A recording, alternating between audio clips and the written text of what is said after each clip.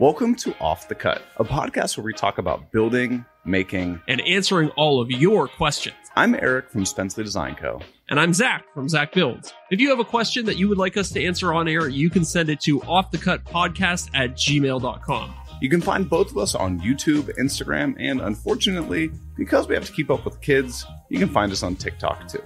All right, now let's get into the show. Unlike Jason Bent and the Green Suiters podcast, I will cordially welcome you to Off the Cut episode 78. We're up in Toronto. Today is known as Tuesday, August 22nd, 2023. But here in Ohio, today is respectfully dedicated to the food of the day, pecan torts. Ooh, okay. Yeah. I just want to say quick complaint about the Green Suiters podcast is you're right. They don't cordially welcome people to the show. So thank you for keeping it cordial here. All right, now let's get back to the pecan thing, because I think Derek will probably have something to say about that. Clearly, he must love pecans. He put it right in the name of his business. I gotta honestly say, I've never been a fan of pecans until recently. Oh, until recently. Okay, I'll take that. Yeah. I mean, I think first thing we need to get out of the way. Pecan versus pecan. Oh, yeah. I say pecan. Highly debated. Yeah. It is here. It's pronounced pecan. Pecan. Okay. Sounds very formal. I forgot what it was. It was something about you pee in a can, you eat a pecan. Something to that effect. But you're in Texas, right? Yes. Yeah. And really in the South and I want to say the West, it's pecan. And then if you go out east, you hear a lot of pecan. Mm-hmm, mm-hmm. Yeah. That tracks. What do you say, Eric? I would typically go for pecan, but that's just because, again, I love my mother. She's a lovely woman, but I told you she has the French thing, right? Where she loves to pronounce French words, right? Yeah. And she always tries to say words in the fanciest way. So she always says pecan. I think that might be all white women born between 1940 and 1975, maybe. They try and say things in the fanciest way possible. My mom did that too. Look up if you can find some sort of percentage of people to say pecan versus pecan. This is the kind of data. I bet isn't there a subreddit that's all about data analysis and stuff like that? Yeah. Data is beautiful, I think it's called. Yeah. I bet that's on there. Yeah. What about, I think my favorite one is scone versus scone. Who the hell says scone? My mother-in-law. Okay. Yeah. All right. I know. Crazy. All right. I mean, I'm not judging, but I'm judging. But you're judging, yeah. I mean, I've heard of a sconce light, but that's a different beast. No, we're talking about the shitty. Oh, there's the explicit. The shitty crackers you get at the coffee store. Crackers? They're cookie or piece of crappy cake, whatever. It tastes horrible. Nobody likes them. Not a pastry, I'll tell you that. Yeah. What would a scone be? I mean, it's almost like a bagel pastry mix. I mean, sometimes they're sweet. Most of the time they're not. I don't know. I mean, the greatest talent scout of our age always said, it's going to be a no for me, dog. Mm-hmm, mm-hmm. Yeah. There's also, speaking of bagel mix, there's bagel versus bagel. Have you ever? Oh, you're a psychopath if you say bagel. There's one city in Ontario, which is the province that Toronto's in. I'm doing that math for all of our American listeners out there. There's a city in Ontario, and I know a few people from there, and they all say bagel. And I'm like, what is going on with Belleville, Ontario? I remember the first time I went to Toronto. It was for hockey camp, and we were talking about hockey sticks. So you can back in the day they'd make hockey sticks out of wood, but now they make it out of an artificial alloy. Yeah. So we were talking about them, and somebody said it's a composite stick. Oh, yeah. And I thought that this person was the biggest idiot in the world. But remember, I'm like 10, right? Yeah, So, yeah, like, sure. I haven't been exposed to other cultures at the age of 10. And I got in like a heated debate, like a group of like 6 of us, like yelling about like, that's not how you say it. Because we would say composite. Composite versus composite. Oh, interesting. I would say I'm going to composite 2 images together, but I would say a composite stick. Sure. I've only ever heard composite, but I have heard composition. Sure. But those are 2 different things. Yeah, right. But see, that's what makes sense is you say composition and then composite. Like, I could see how you would do them. Composite. Oh man, I don't know. Now that I've said it, I don't even know which one I say. Yeah, well, probably the Canadian way though. Yeah, that's fair. It's what you have to do is you have to say sorry. Sorry. Yeah. Which, sorry is just a filler word that Canadians use when they don't know what else to say. Or don't you know? Don't you know? That's more of like Wisconsin area. Yeah. Yeah, that's like I could see like older women doing that. I feel like I might have had like an aunt or something say that to me at some point, but man, I haven't heard it much lately. Zach's really alienating our crowd here tonight. I know, right? All views expressed are those of the individuals and not of Off the Gut Podcast as an entity. All rights reserved. LLC. Yeah. Send your hate mail directly to me, not to the podcast. I gotta say, the pecan versus pecan divide is a lot closer than I thought it would be. Okay. With 45% of Americans preferring pecan and 55% preferring pecan. Okay. Or pecan. I would like to know where they did this research. Yeah. Reader's Digest. Seems suspect. That's a tabloid, right? Yeah. This rag. Yeah. Oh, that's enough of that. Well, anyway, I want to talk about what what I've been up to the last week. And it's something that I've been kind of moderately interested in it, but then I look at it and I'm like, I'm not buying one of those things. Like, I don't think I'm going to use it that much. But I got one, last week. And I got to say, it's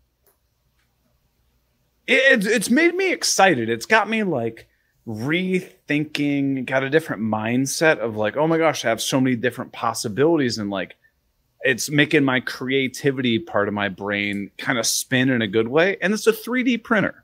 Yeah. I'm excited. So, yeah. Okay. So give me the rundown. What have you, so I guess for the audience at home, we both got the same 3D printer earlier this week. But for me, I guess it's kind of old news because I already have a couple, but this is a brand new thing for you. So tell me, what are the first few things that you've printed with it? Okay, so I printed like when I got it set up or whatever. Like a little test print or something? Yeah, I did this like cube that was like a playing dice that had like a bunch of random textures and whatnot on it. Okay. I was like, that went really smooth. What was the second thing I printed? Except the textured side. So it went smooth. Except the textured side. I see what you did there. No, it was like one was like stair-stepped, one had like text on it, one was like embedded text, one was embossed text, like it was all kind of stuff like that. I think after that I was like, all right, I got this. I've been working, like I've been talking about this Fusion 360 class that's all about how to design and build furniture and stuff in Fusion. So I had the bright idea, not knowing a damn thing about 3D printers. I'm like, I want to make a miniature model of this. So that's actually a cool idea. I know, sorry, you're going to get into the specifics of it, but like just to print something out, like say you want to run something by Miranda, like, hey, Miranda, I'm thinking about building this coffee table. Why don't I just print out a scale model of it, and then we can like both look at it and like maybe move things around or like give critiques on certain things. So yeah, sorry to interrupt. No. You're absolutely right, because I think a lot of woodworkers for the most part have a very spatially perceptive mind. When somebody says, oh, it's going to be about 2 inches this way and about 12 inches this way, most woodworkers can like literally see that in their mind. And that's why they're typically pretty good at building stuff. Well, not everybody has that skill. So like I will show stuff to Miranda even on the computer, and she goes, I see it, but I don't get it. Yeah. And so I showed her, I ended up printing off like a piece of furniture, and she goes, now I see it. She goes, this is amazing. This is going to make my design critiques of your work. And like, you know, we need a new coffee table. Like, she's like, I can physically see it. And she's like, oh, this looks weird. Don't do that. So she was thrilled. And like, that was one of the things where I didn't even think that using a 3D printer was going to basically like aid in my entire design process of building furniture and stuff. Like, it takes what, like a half hour to print out a scale model of a piece of furniture? Like, are you kidding me? It's great. Well, I guess it depends how big you go with it, because, you know, 3D printers, the bigger you go, the longer it takes. But if you just want to do like a little 1-inch high table or something like that, and 3D printers, they have very fine resolution. So even if you print something that's only an inch tall, you're still going to get all the detail in it. Oh yeah, you get. I mean, you could get 50 to 100 layers in there. Yeah, exactly. So before we hopped on the air, you were showing a bunch of, you were sharing your screen with me and Derek, and you were showing, you had like a bunch of components laid out on the print bed. So are you going to do like a bigger model of one of your pieces, and you're like printing off all the various components of it? So what I'm doing now, and it's kind of a combination of things I've been interested in recently. That's why it's kind of fun. Is I finished up the Fusion 360 course. I feel like pretty solid on like how to use all that. So I'm like, okay, I want to go and model something that I'm going to have no like help. Like I can't just like pull up a video and be like, okay, okay, that's what that's what I do with this step. I was like, I'm going to model something completely my own. That went flawlessly. Like it was way easier than I thought. So, and it's basically that like camera rig that Jason Bent was telling us about. Oh yeah, cool. Okay, yeah. I built that out of wood, but because I made it by hand, not all the pieces are like the exact same length. So sometimes when I like articulate all those different arms, the camera gets like slightly like ajar, not perfectly level. So I was like, well, this would be a great thing for me to test 3D printing. So the first thing I did is printed off a bunch of like the little arms, right? And they came out flawlessly. Now, obviously, I had to like, you know, stack several of them on like the print beds for them to print all at the same time and stuff like that. But like, I'm shocked by one, how light it is, because it has like a little, you know, it's not just solid plastic. They do like little textures and patterns on the inside to just reduce weight, but it's strong as hell. Yeah. And that, well, so the stuff that came with it is, I think they call it hyper PLA. Right. So it's probably a PLA plastic that's alloyed with something in it to make it a little bit stronger. Okay. So I think we talked last week about how like PLA is the basic. It's like the commodity grade plastic that you can run. It's the construction grade pine. Exactly. Okay. In the 3D printing world. But when you alloy stuff into it, it can actually get pretty strong pretty quickly. So I don't, you know, and especially if you're only trying to hold up like a 5 to 10 pound camera, it'll do it all day long. Yeah.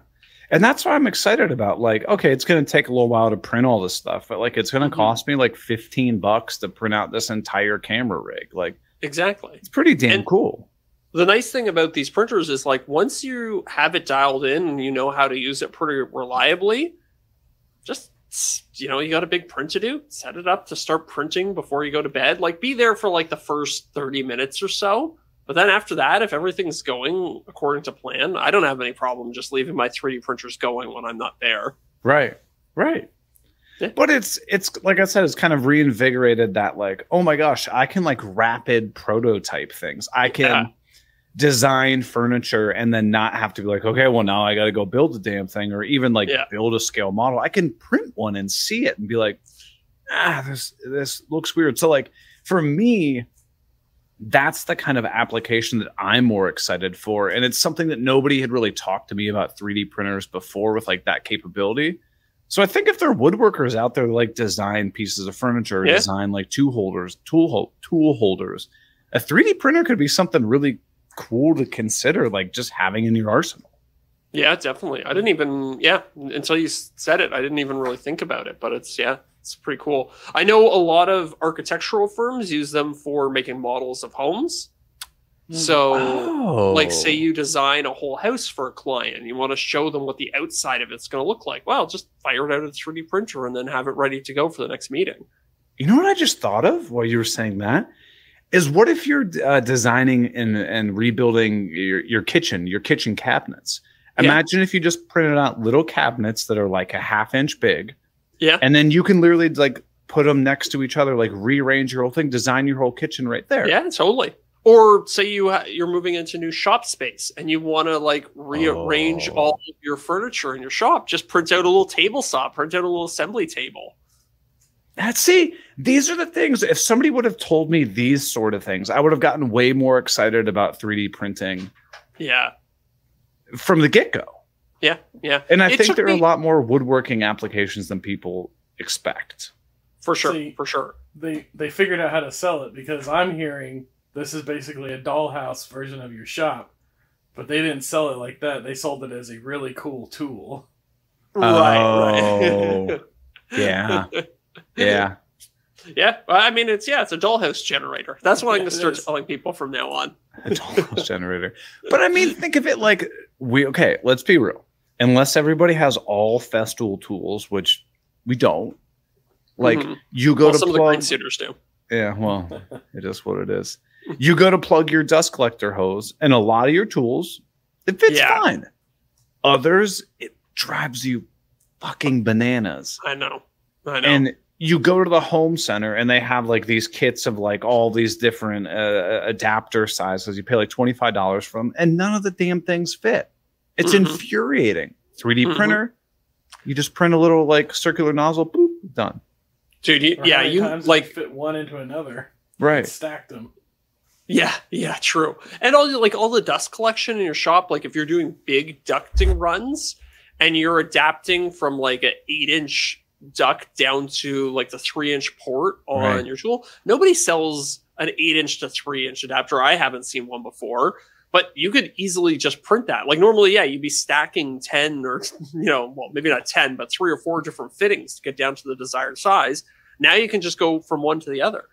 And you're going to pay, and if you did find that fitting, you're going to pay $45 for that. Something ridiculous like that. Yeah, I mean, like, Eric, you've been using Fusion for like 2 weeks now. Yeah, 2-3 weeks, I'd say. Think about how easily you could model your own, like, dust collection blast gate. 10 minutes maybe. Right? And these adapters that you're talking about, that's like a 5-minute job. Oh yeah. I'm honestly considering just spending a full day in the shop. I think I'm gonna take this latest 3D printer that I got, take that one to the shop because I already have 2 in my office.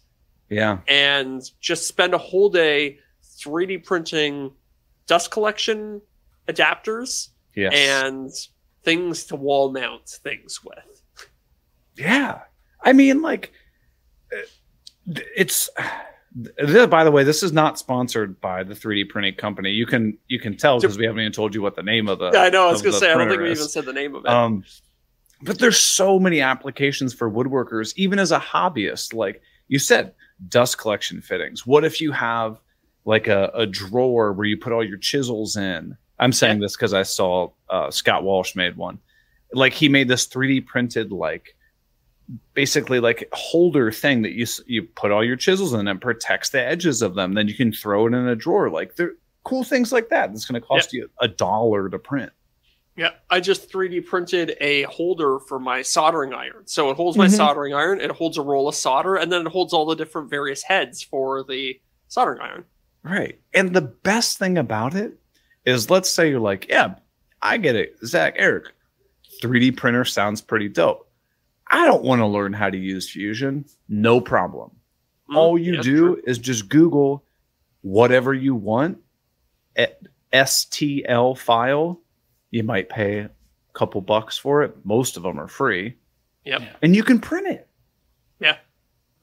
There's been quite a few times where I've been like, oh, I need this thing. And I'll sit down to 3D model it, and then I'll go on this website called Thingiverse or Printables, and I'll just search for it, and somebody else has already made it. Right. And I just print it out, and it's good to go. Right. Like dust collection. I guarantee somebody has already made a lot of them. You can just be like, I don't even have to model it. Even though in Fusion, you literally draw 2 circles, you press loft, and you're done. Exactly, yes. It's that easy. You could do it in probably, 3 steps? Yeah. In Fusion. Yeah. So, but I mean, if you didn't want to, somebody could make that for you. But I don't know. It's really interesting. But I wrote down a couple questions because I know that not everybody has a 3D printer.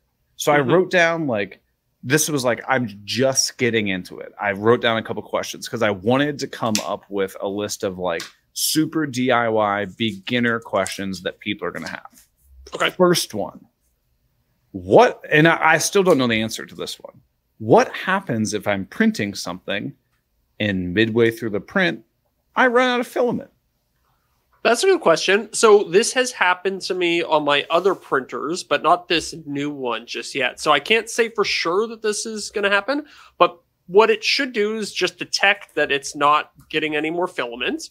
It'll take the print head, it'll move it over to the side, and it'll throw an error that says, hey, can you give me more filament? Okay.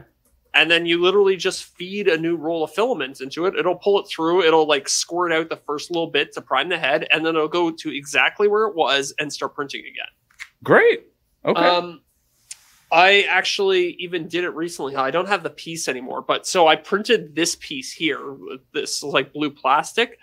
I printed it before in black, and I ran out halfway through, and I even switched from a different kind of filament. I was printing in basic PLA, and I went to a matte PLA, and it just picked up and continued right in the middle of the print, no problem. No problem. Okay, so that makes me feel better. Yeah. Oh, here's another one. See, these are all, I'm trying to hit the beginner questions. It came with a glue stick.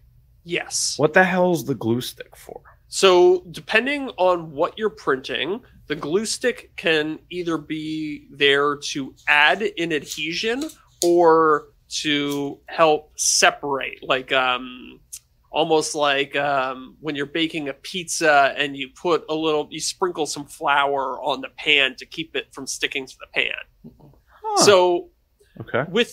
So most prints, if they're going to fail, they're probably going to fail in the first layer. And what'll happen is the plastic won't stick to the bed properly. Okay. So adding a very thin layer of glue stick to your build bed can actually help the plastic in a lot of cases stick to the bed a little bit better. When you're printing with some materials like PETG, which is you print it at a very high temperature, it can actually get so stuck to the print bed that it's really hard to remove. And in that case, the glue stick acts like a little bit of a barrier to help release the plastic later in printing. Kind of like baking on parchment paper or something. Exactly. Okay. But generally speaking, if I don't need to use it, I won't. So with this new printer that we both got, that I think it's funny that we just don't say the name of it ever. That's fine with me. I haven't used glue stick once, and I haven't had a problem. Okay. All my prints have been fine, so it's not something that you necessarily have to use. I covered the little tray in glue because it said apply glue. Yeah. I didn't know what I was doing, but it hasn't messed anything up. Yeah, I mean, no, it doesn't. And if anything, it's just going to help you. So, especially when you're printing in PLA. Okay. We could maybe leak the name in the after show. Maybe. Ooh, okay. Yeah, there's a good tease. So the next question is, once I print something, I pull it off. How do I clean the surface of this thing? Sometimes you can see a little outline of where you printed. Okay, well, if you want to do it the proper way, you should get a rag and some isopropyl alcohol and wipe down the whole thing and start again. But if you're a lazy person like me, you just get the glue stick and you go over the area that you remove the glue stick from, and then you're good to go. Okay. It really depends. If I'm printing something that's it's going to be a 10-hour print and it's this massive thing, it's really complicated, it's not really worth it to risk it. So I'll usually take the plate out, clean it perfectly, put down a fresh layer of glue stick, and then print. But if it's something small where I'm not too worried about it, I'll usually just YOLO it and print. Not even think about it. That makes sense.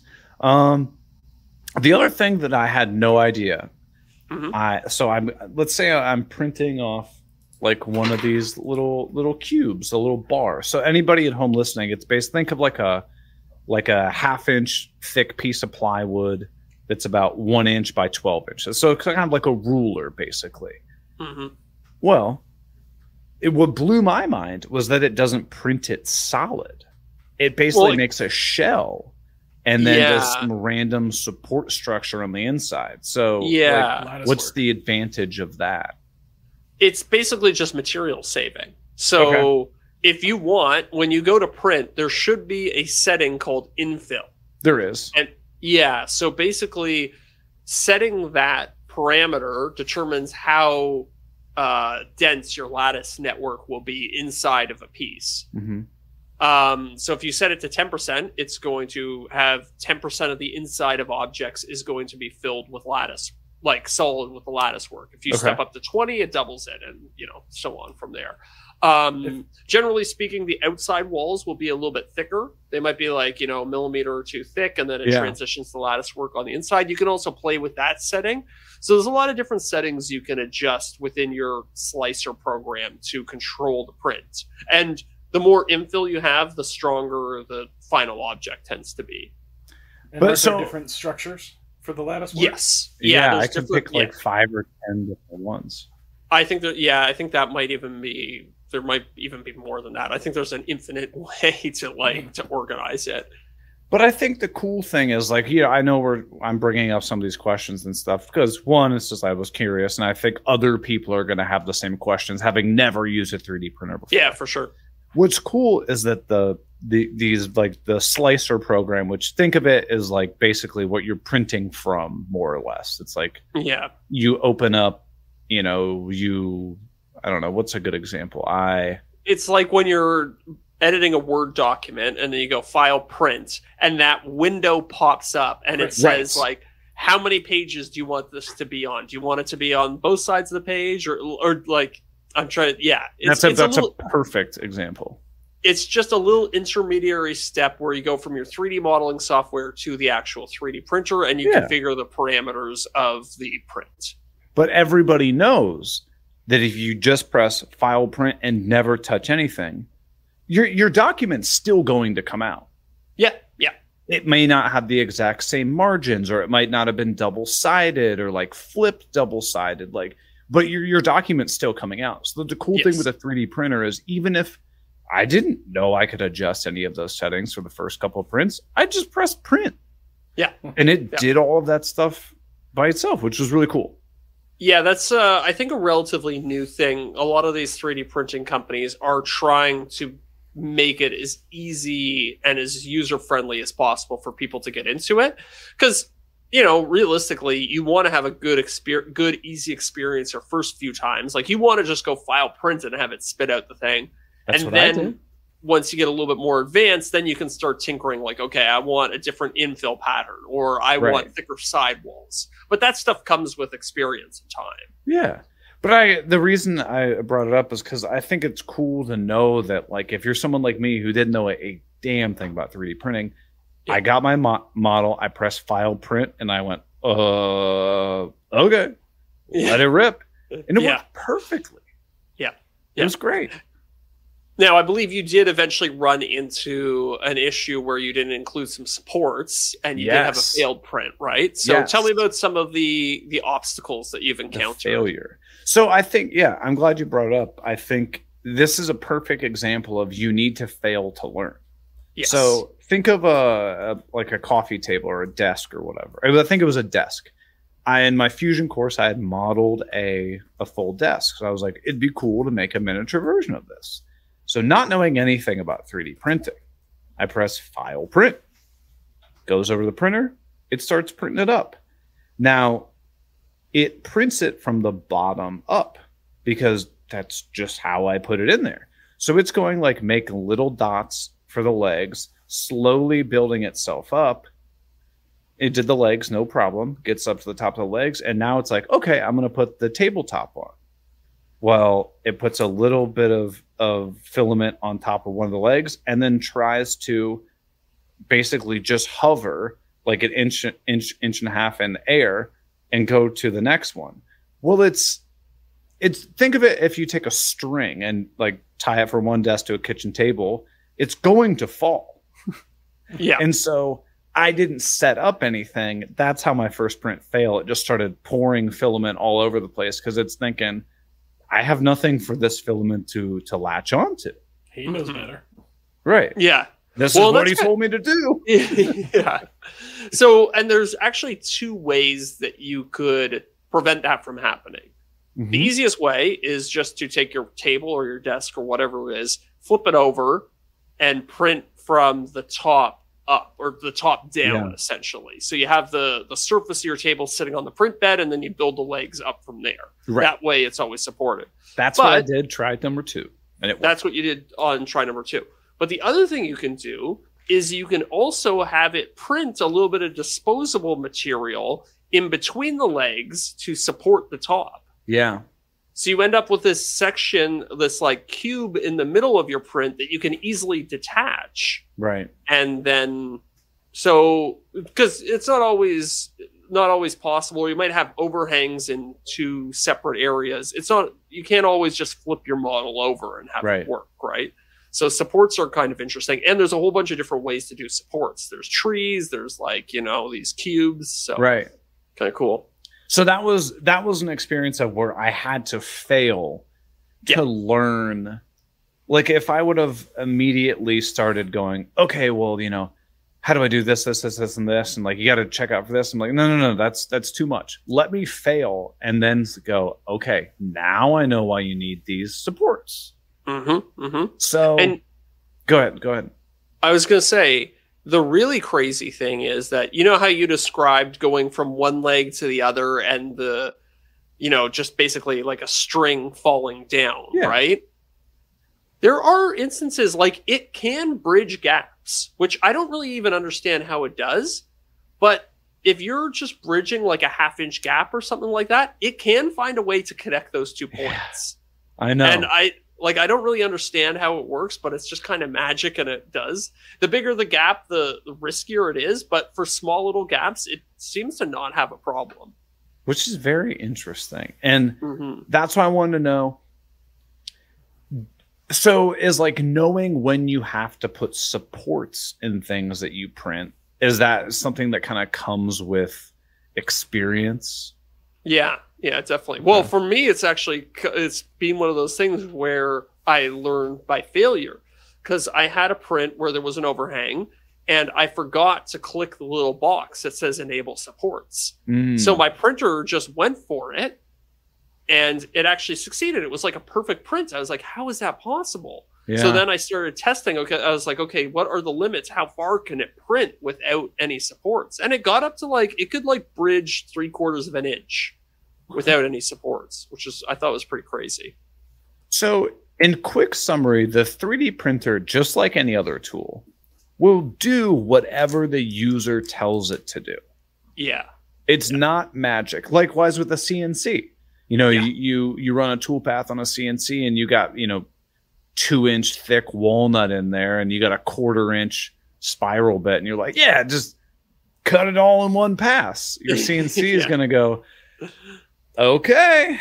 And you have to learn by failure to learn why you can't do that. Yes. Speaking of, I broke 2 bits on my CNC yesterday.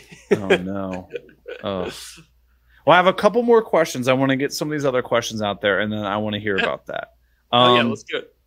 So on some 3D printers, and I only know this because I watched some of the videos that Brad from Fix This Build That has done. Just to try to get a little more familiar with 3D printing. So does this printer that we have that like disposable like poop chute thing that he was talking about? No. So as far as I know, that's only a thing on the Bamboo Labs printers, because the Bamboo Labs can switch between different filaments. And when it switches between filaments, it needs to purge all of filament that's currently in the line. That makes sense. Yeah, so usually what it does is it just heats it up and it pushes it through the nozzle and then it sends it out the poop chute. Yeah. Oh, I can hear him. I think we lost. I don't know. You lost me. Oh, okay. Did we lose you there for a second, Derek? At Texas, it is what it is. Too bad we didn't lose the Green Suiters podcast. Am I right? So the other thing, I got two more questions. One, in the box that came with this extra nozzle-y thingy that says hot end on it. What is that? So that is a replacement. There is a hot end that's currently in there. Basically, that's the nozzle that squirts out the plastic. So that's the piece that heats up and melts the plastic. And will it eventually break? Yeah, so it depends. There's a lot of filaments that have stuff in them that makes them a little bit abrasive. So, for instance, carbon fiber reinforced PLA, it's very rough feeling. So if you have a soft nozzle or a soft hot end, it can actually like rub away and wear it out as it prints. So it kind of depends what you're printing, but basically it would be considered a disposable part. It's kind of like the blades on your planer or something like that. It will eventually wear out and they send you a replacement with it. Is it so you have to just buy another one or whatever? Yeah. Yeah, but generally I think every 3D printer I've ever got comes with at least one replacement. Okay, that makes sense. Yeah. Last question I had was when you print stuff, sometimes you get little sharp edges. What am I supposed to do with that? Like sand those little edges off? Just a little. I have a little sanding block that I kept near my 3D printer, and I just use that to just round off any corners. That makes sense. A lot of this stuff sands surprisingly well. Okay. Derek, you had that was my last 3D printing question. Derek, you said you had one? Yeah, I just got one that I was kind of thinking of while you guys are talking. I know you both have them. And Zach or Eric, is yours in your office at home? Yeah, in your house somewhere? Yeah. Okay, and then Zach, it looked like yours were behind you in your office there. Yeah, I have the new one. I have it actually downstairs on the floor of my living room because I haven't found a permanent spot for it yet. So I had heard that they can off-gas and create fumes. Have you noticed that? Yes. Or do you have any ventilation in place for them? So two things. Well, yeah, I guess two things on that front. One, I think it varies depending on the plastic that you're using. I mean, either way, you're melting plastic, so it's probably not great. I would advise everybody to, maybe have a window open or not be in the same room as it, although I do that all the time. And the other thing is, though, but they actually have little filters on the back side of them where they're exhausting the air. So it does actually run the air through like a little bit of a filtration before it pumps it out into the room. And the one that we both got is like a fully enclosed unit with fans and a filter. Some of them are totally open. Yes. Yeah, that's worth saying too, for sure. But yeah. Yeah, I think it's something I was actually talking to Jason Grissom about this, and I'm going to get a resin 3D printer, and he was saying, "Oh, you definitely want to not have it in any room. Like you want to wear like a full respirator." So I'm thinking I'm going to put it in the shop. But he was talking about the VOCs, and so he said he was going to buy a VOC measuring device and see if his normal 3D printer gave off any VOCs. So I'm actually I'm kind of waiting to see what his results are from that. Yeah. We talked a little bit about 3D printing, but one of the other applications that I was excited about that I actually got from a viewer. He saw me use that, the blue plastic Craig, like concealed hinge jig thingy, where you chalk it up to your drill and then you drill out your hinge cups for like your Euro hinges and stuff. It works great. But every single person has run into this if they've ever used it.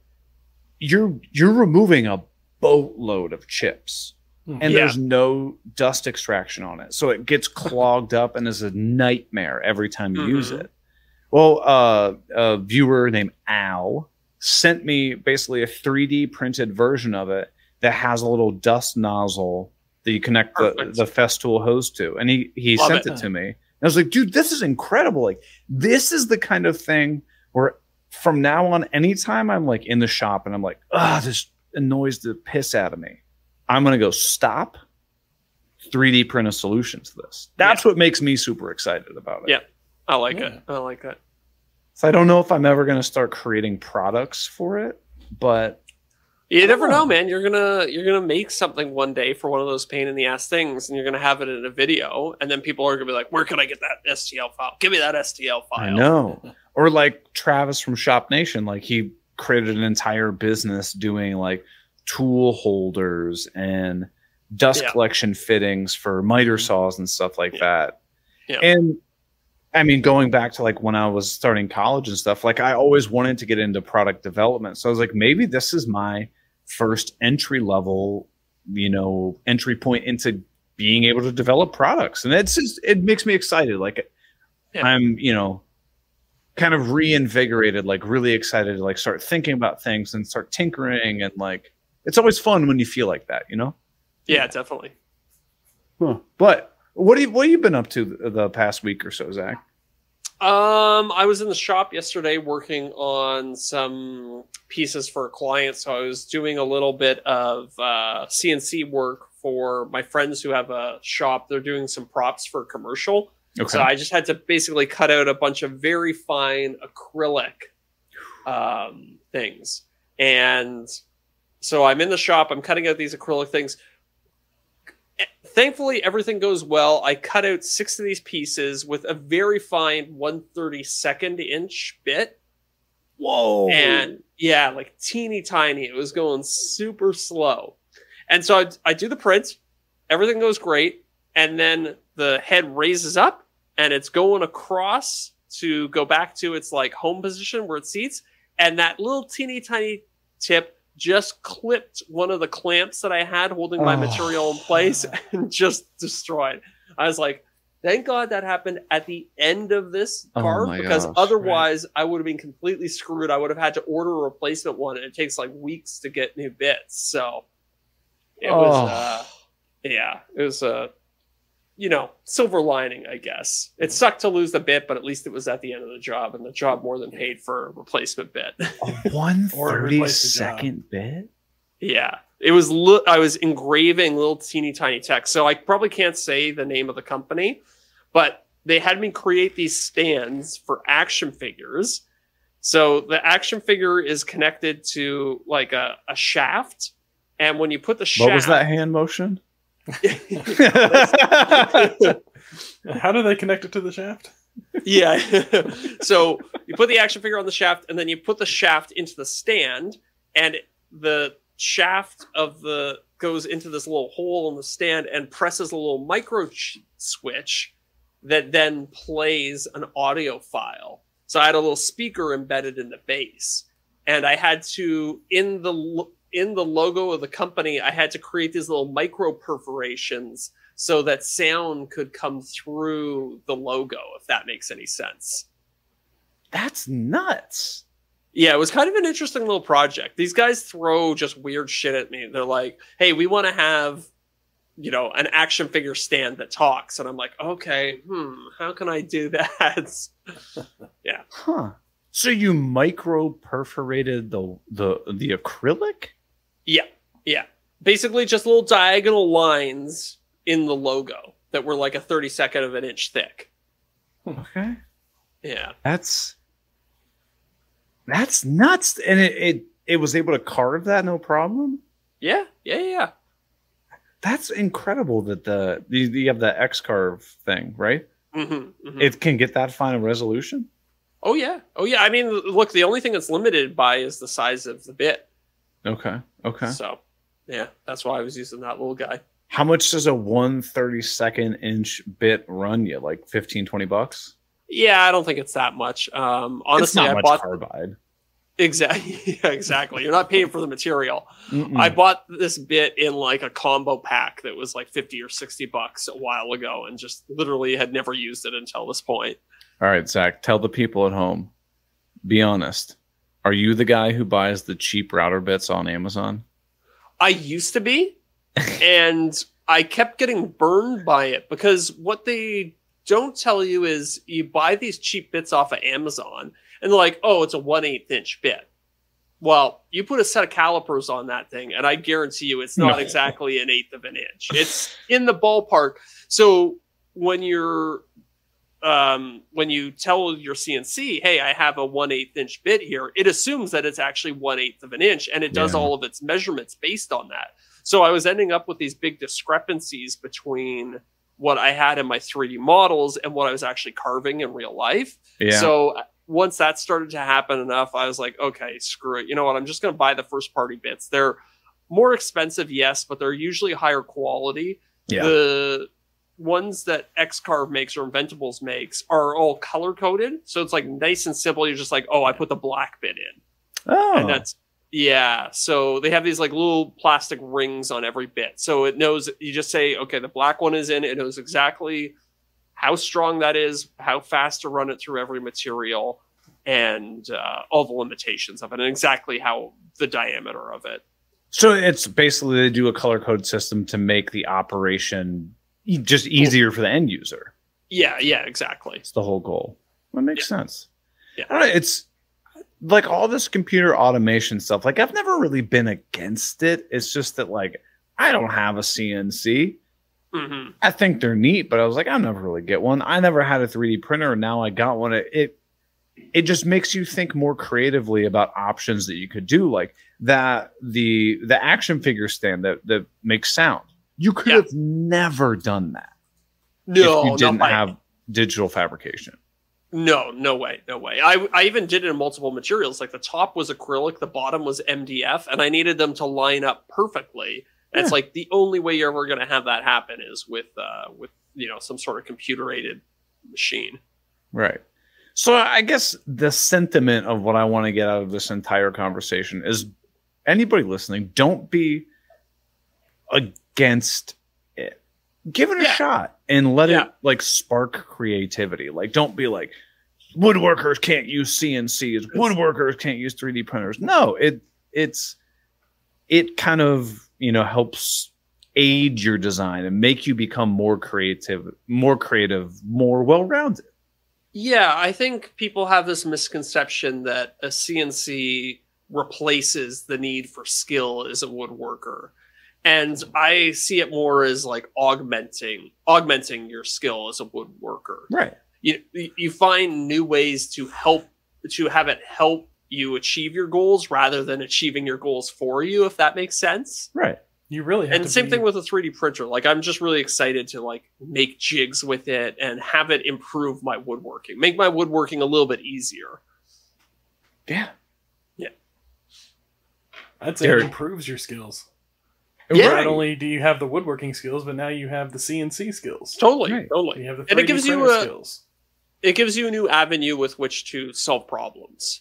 Like that dust collection thing. How many videos have you seen of guys getting PVC tubes, heating them up, and then forcing them onto various dust collection connectors? I did that. I've got that in my shop. So it just gives you a different avenue with which to solve that problem. Right. It's exciting. And so let's think of a CNC, for example. Let's say that you're somebody who has never, done template or pattern routing on a piece of furniture because you're like, oh, what if I want to make this template, I shape it by hand and it's just, it's never like the right curves. It never looks good. Well, if you get a CNC, you can cut your own templates and boom, now you can make a template that's perfectly smooth and shaped. So you can make those cutting boards or make interesting furniture legs. It's, in that sense, it's not replacing what you're doing, like Derek said. It's augmenting what you're doing. Yeah. And I think, Zach, you're like me. You don't really consider yourself a hard woodworker. You're more of like me. I'm like a maker is what I would really consider myself to be. I'm just a guy who fakes it on YouTube. How funny would it be? I know if Tamar from 3x3 Custom, I know in one of her videos, she addressed there's a lot of people that think that I'm just a face on the camera and that her husband like actually builds everything. What? Really? Yeah. She talked about one of her videos. Like, can That's you insane. imagine if you and I were pulling that? Like, if you and I have actually never ever built anything in our lives. Yeah. It's your And wife it's the whole time. That'd be kind of fun. Yeah, it's all hand shots only. All hand shots only, yeah. I mean, you would tell really quickly if it was Sophie's hands and not my hands. Her nails are a lot nicer than mine. Yeah, but I mean, Zach, you've got, just like me, you've got, I wouldn't say like the big, chunky, beefy, like man hands. Like you got pretty normal hands. Yeah, so you gotta on one of your next videos, you gotta slip a shot in of one of your girlfriends holding the piece down or something. Oh, just that's a good idea. See if somebody notices. It's funny, in my latest video that I'm editing right now, Sophie's in it for like a split second, and she was like, "Oh, I don't want to be on camera right now." Like, but it's funny, just the way it happened and the way the camera is set up. You can't even see her. Like, you see like a little bit of her legs for a second, in the final footage, but you don't even see her. So she was worried for nothing. I haven't done a good Easter egg in a while. Actually, I was working on one for my video that's going to come out hopefully sometime soon. I don't know. I had sent out the brand approval today. Nice. It's for like a life insurance thing or whatever. But they were like, "Oh yeah, show how easy it is to sign up." So I put the age 69. I hope I at least get a good chuckle out of that. So I'm sure some people will be like, "Nice." I wonder if they'll catch it. I hope they do, and they are okay with it, because that's funny. I don't know why they would care. I don't know why they would care, but that's going to be my "Don't Buy Milwaukee Tools" video. Nice. I hope it does well. I think it's going to piss people off. If they watch it, they'll get the sentiment. You know, it is. So let me ask you this: now that you've used a 3D printer for the last few days, the last couple weeks, whatever, are you now more open to potentially getting a CNC in the future? Oh hell, I've wanted a CNC. I really just don't have like the space for it. If I did get one, I'd get something like the X-Carve or like the Onefinity or whatever that I could like mount it to the wall and then like kind of like prop it up, or like get some sort of system where I could basically like hoist it up to the ceiling, and then when I want to use it, like drop it down like on like chain cool. like a winch system or something. Yeah. Have you seen the people that mount them on the wall and they print with them sideways on the wall? Yeah, I've often wondered, like, is that okay for it long term? Because I know it's constructed in such a way, because like the router head of it's quite heavy, right? So I know it's constructed in such a way that it's assuming that the router head is oriented in a certain direction. I just worry that long term there might be like strain on it that you wouldn't be accounting for like that. I know the Onefinity has, because I was talking to them a little bit just out of curiosity, you know, truthfully trying to land one. I didn't get one. They said there's actually a setting where you can, like, it's designed for that. There's a setting where you can have it to be known as like vertical mounted. So basically the motors that it uses to move the CNC in the X, Y, and Z direction, if you set them differently, it'll basically like change like the limit of how much power they will output, so that it doesn't think it's stuck on something. Very cool. Yeah.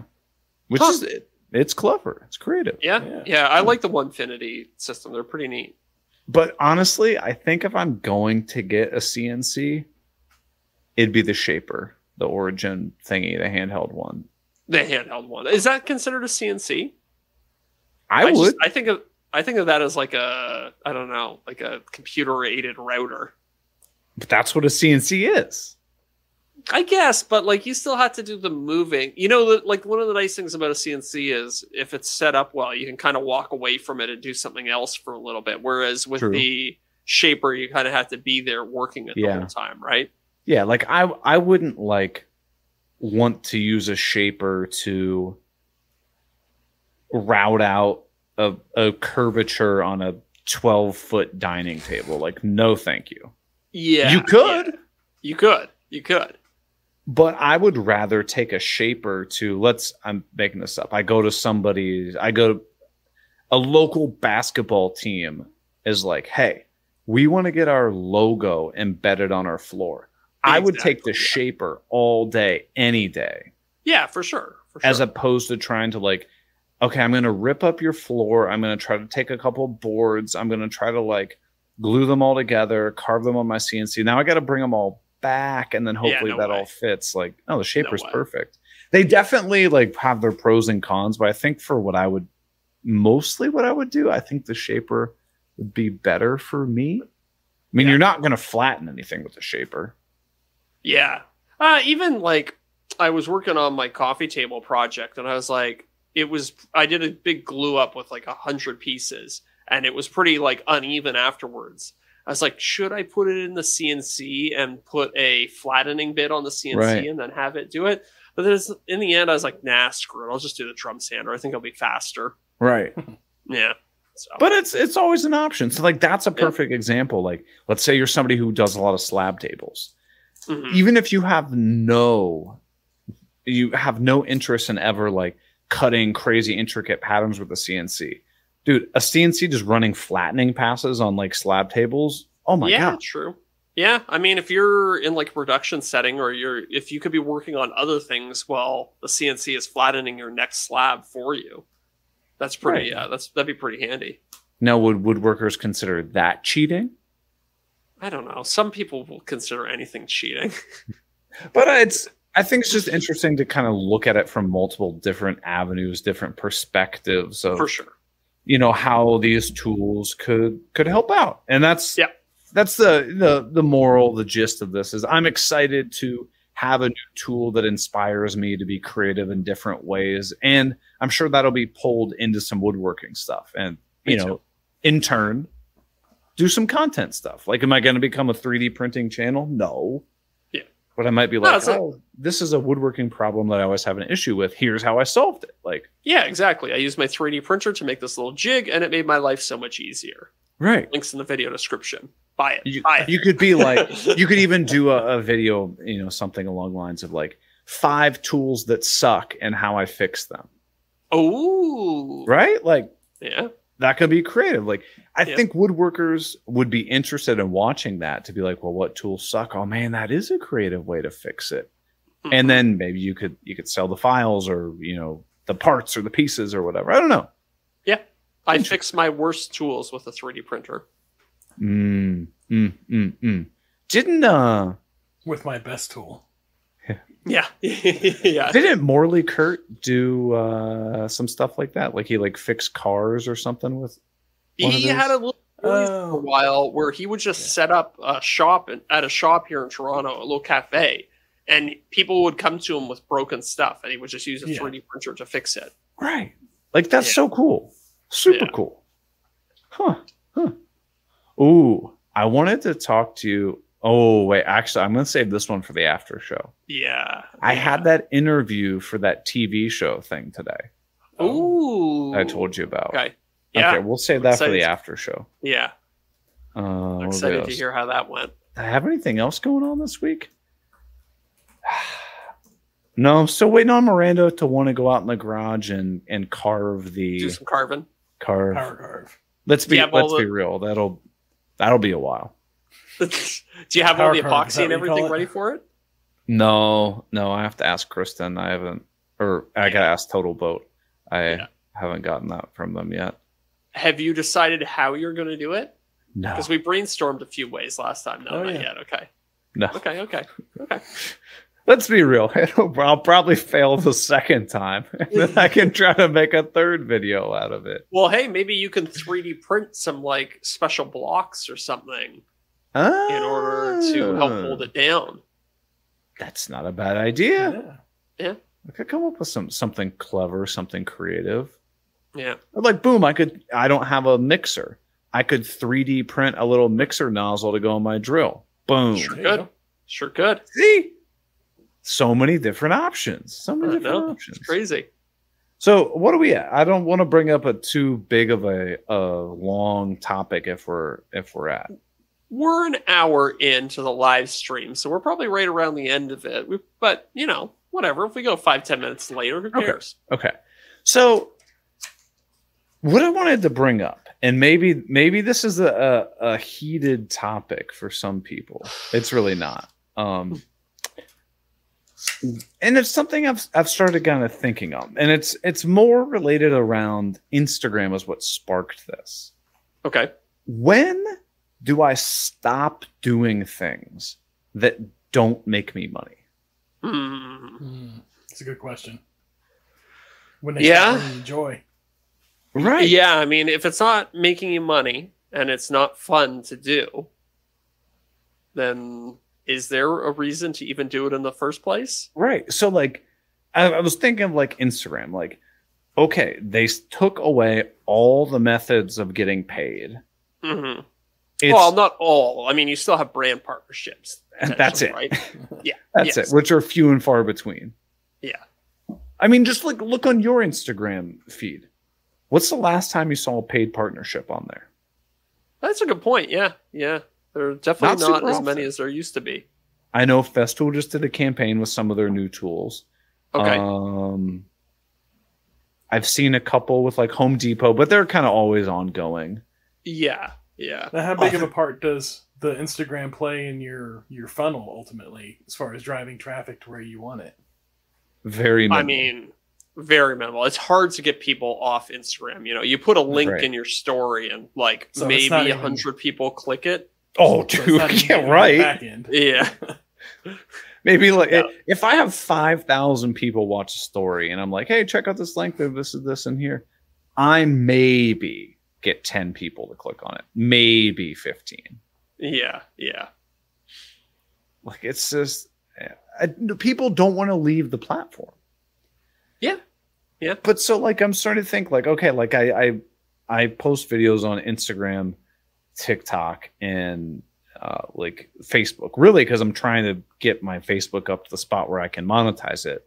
Mm-hmm. But like, honestly, like, really, to be frank, what's the point of posting videos every day on Instagram? Yeah. Well, and that kind of comes back to, I think I said this in a couple, like I haven't posted on Instagram hardly at all in like the last 6 months. I post stories because I actually enjoy like, you know, showing what I'm doing and getting the instant feedback. So I enjoy that part of it. But the like, you know, long form or like the reels and the posts and stuff like that, I haven't enjoyed doing it in a while. So I just haven't. Though I do feel like if once I get my YouTube to a place where I'm like consistently hitting my targets for every video, I would like to invest some time and really learn how to make good short form videos. And I think part of my dissatisfaction with Instagram comes from just not really knowing what makes a good video, at least not to the same level that I know on YouTube. Like we talk about it all the time on the show. Like we're trying to get like watch duration, and we have like, I feel like both of us have methods that we use to kind of keep people watching our YouTube videos longer. And I just feel like I'm not as skilled as when it comes to the shorter form stuff. So I would like to develop that skill because I do think there are, you know, there are still ways to monetize Instagram, but it's not with this kind of volumetric approach that people used to take, where you had to post every day, post multiple times a day. It just doesn't work anymore. So I think if I could do it targeted, maybe post like once a week on Instagram, but be, you know, consistently hitting like a certain level of viewership, then it might be a little bit more enjoyable for me. Yeah, that's fair. If I could be a little bit more deliberate with it instead of just kind of the scattershot approach. What would be the metric you define a good short form content as? Like, I mean, the only thing they give you is views. Well, yeah. Yeah. So, or is it like intangible, like what you're watching, as far as like the content itself? No, like I think if I knew, like for instance, like every video I put out would get like 100,000 views, guaranteed. Like I was just consistently performing at that level, that might be. It would be more enjoyable for me because a lot of time you spend like, you know, an hour or whatever making a reel and it gets seen by like 1,000 people. You're like, well, what the hell? But so we also got to put into perspective. You and I have, you're right around 100,000 on Instagram, I assume. Something like that. Yeah. Yeah. So for you and I to get 1,000 views on a video is like somebody with 1,000 followers to get what, 10 views? Something like that. Yeah, I think that checks out. Yeah. So it's like you would go, oh God, like, that's awful. Yeah, that's what we're saying. Like, yeah. So like if you have 1,000 followers, but you get 1,000 views on a video, you're like, oh damn, that was pretty good. Yeah, yeah. Right. So it's the same ratio. Exactly. And you know what? Like, I don't even necessarily like, I think a lot of creators blame Instagram for that. They're like, well, I have all these followers, I should be getting these views. But it's, you know, as well as I do, that it's all algorithmically generated. And the only way to get more views is to have people watch your whole video. Right. Right. So I look at it more as just a reflection on me not doing a good enough job. And until I can kind of consistently perform at a level that I'm happy at, I don't really want to do it. So let me ask you this. Do you enjoy watching other people's short form content? Or would you, if I'm going to say, Zach, you have 15 minutes, are you going to gravitate towards a 15-minute long form video, or maybe 2 8-minute videos? Or are you going to gravitate towards 30-second videos? I would gravitate towards like 2 8-minute videos or a 15-minute video. Likewise. And I think maybe that's why we don't. I always end up picking the 20-minute video. Yeah, me too. Maybe that's why like we don't really enjoy making short form, because we don't enjoy watching it. Oh, for sure. I mean, like I love watching long YouTube videos, and I also like making long YouTube videos. Right. I'm not one of these people who gets on Instagram and sits there for 30 minutes looking at everybody on my feed. No. I generally only go on to like message people who've responded to my stories and stuff like I use it like a content creator, not a content consumer. But when it comes to YouTube, I'm definitely a consumer and a creator. Likewise. Yeah. And I think that gives you a lot of insight into, like, I watch successful videos and I'm watching for entertainment value, but I'm also taking notes. Like, oh, I see what he did here. Like that was smart. Oh, that's a good way to transition there. So I'm like, you're learning things as you're watching other creators too. And so do you think that the algorithm takes into account that you're not watching anybody else on those platforms? Could be. You know, if you ask me on a day when I'm feeling particularly conspiratorial, I might say yes. But at the end of the day, I don't even know. It might not even take that into account. Care? Yeah, they don't. They probably don't care. They just want people to stay on the platform and keep watching stuff. So as long as you're fulfilling that for them, I assume they're pumping out your content.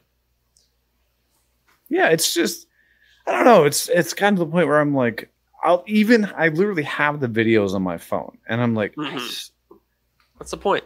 I just don't even care. Like, yeah. Well, and like, I know you personally, like you started adopting the post and ghost method. So you're not even like interacting with the community anymore. Cause like there are moments like legitimately like when you post something that you're really proud of and people are like, oh, that's amazing. Or how did you do this? And you can have like real conversations. But I feel like at a certain point you had to cut that out just because it wasn't, you know, viable from a time perspective. Yeah, exactly. And like when people message me, I always respond. I mean, a lot of times, like I had a couple people message me today. And somebody was like, hey, I'm having a question about like routers and stuff. Rather than me typing, I just do like a voice memo. And people are like, this is so cool. Like, I get a voice memo. And I was like, well, to be honest with you, it's because it's a hell of a lot more efficient with my time. But if people reach out to me, like, I'm happy to help. It's just, I don't have the time, especially because Instagram within the last year or so has gotten where it used to be like very, very supportive. But with the onset of TikTok, now it's a lot more trolls. And it's just like, I just don't have time for this, to be honest with you. Oh, that's interesting. You noticed an uptick in the number of trolls around the time that TikTok came out? I would say families. Yeah, I've definitely noticed more trolls on TikTok than on Instagram, but I wonder if you could correlate there being more trolls on Instagram as well. I bet you could. It seemed like they came out of the woodwork during the time of, I don't know, about like last summer. where Okay. where the Reels thing came out, and it was just like people were just going bananas on certain Reels, and it's just like it seemed like it just invited so many trolls into the platform, and then now you're getting all that stuff shown to everybody, and it to be honest with you, Instagram is it's just no longer fun for me. Like, Yeah, fair enough, man. Fair enough. but I have a blast on YouTube. Yeah. Like trying to craft a really good YouTube video is fun for me. It's like intellectual, like I don't know, it's pushing me in a lot of different ways. And if I had that same drive to make short form videos, I think you'd see me more on Instagram. And I would like to do it at some point, but I just haven't found the time or energy to do it yet. I'm going to be completely honest with you. I don't mind saying this. If Instagram paid me in a way that, in a manner that I could actually analyze what was working, what wasn't working, I would have fun making short form videos. It's just, in my mind, I'm like, do I make a YouTube video that I enjoy making that pays me pretty well? Plus, I can reliably get a sponsor on it every time that pays very well, versus an Instagram video that I now have to shoot in a different format. Yeah. I don't really enjoy making. I get no feedback as to why the video did well or poor. And you don't pay me?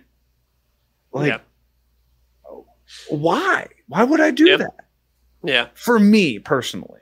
Yeah, no, I get everyone. it. I get it.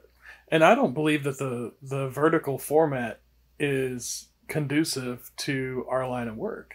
Like, I don't feel like it truly captures what you're doing. I think it's fine for if you're talking to camera or, it's people interacting, but whenever you're showing you doing something, I feel like the wide field is much better for showing that. Yeah. Yeah, well, I mean, if you just think about a human's field of vision, it's wider than it is tall, right? Like, right. So it's much more natural to display information that way. I never thought about that. If I look sideways, oh my gosh. Well, you got two eyes, right? And they're kind of oval shaped, right? They go this way. You know who else has two eyes? This guy. This guy.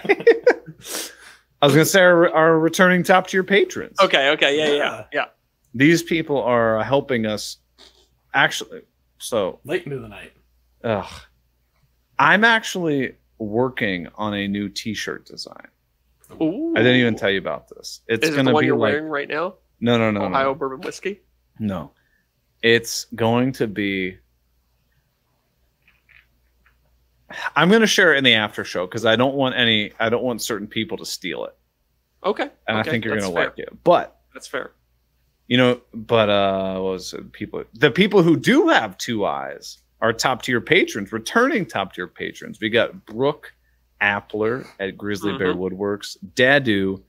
Oh, Dadu's in the live stream as well. Hey, yeah, Luke Schmidt, Corey Duvall, which I was talking to him. Corey, I hope you told all your scuba students up at the Corey about the sharks that are in there. They're not actually sharks in there. Jason Price at Priceless Pro Design, Scott Eastman at EC's Woodshop, and he's still hanging on.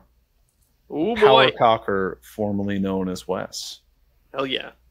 So those are just some of the folks that have unlocked many of features, including the after show, merch, Discord server, and a bunch of other stuff. You can get your name on the show and join our fight against the Green Suiters podcast. Remember, every dollar that goes to our Patreon goes towards fighting their puppy abuse. That's Front right. lines. Front lines. We're only you can prevent the Green Suiters podcast. That's right. That's my T-shirt design. Now, hey, speaking of your shirts, I like it. I posted a few on, I think it was Instagram, and who was on your shirt 2 weeks ago? True Grit, or the Sandpaper. Oh, Serious Grit? Serious Sandpaper? Grit, yeah. That's great. They were commenting on your shirt Well, yeah. because you're wearing their See if shirt. they want to sponsor the podcast. That's what I said. Yeah. I haven't yet, but I thought about it. That would be too funny. That would be too funny. No, I like their sandpaper. I mean, Hey, look, I'll wear whatever shirt you want me to if the check is big enough. That's right. how funny would it be if you had I'm like just selling it like this. Yeah, exactly, right? it's just a sheer shirt. Oh, Hey, look, if we didn't have to do like an ad read and we could just wear the shirts or like a hat, I think that'd be a pretty good sponsorship. Yeah, exactly. In a minuscule amount of the people who listen to the show watch it. Yeah, but we're not going to tell the brands that. No. Like we get close to 1,000 listens on every episode, and like we maybe get like 30 to 40 views on YouTube. Yeah. But they don't need to know that, Eric. 30,000. That's right. I should say. Yeah. Exactly. No, I wish. Exactly. Then our YouTube channel would be monetized, but it's not. It'd be nice. Well, everybody, thanks for listening. We're going to head over to the after show. We got some questions we're going to talk about. And if you want to unlock that and unlock more of our nasally drone and make sure that Green Suiters Podcast does not make any money, head over to patreon.com/offthecutpodcast and support our fight in preventing the Green Suiters Podcast. Oh, remind me in the after show, I have a question for you about 24/7 live streaming. Oh, you started watching the show Big Brother? Yeah. That's good trash TV. Still better than the Green Suiters. Oh, yeah. All right, everybody. We will see you next week. Thank you for listening. See you, everybody. Peace out.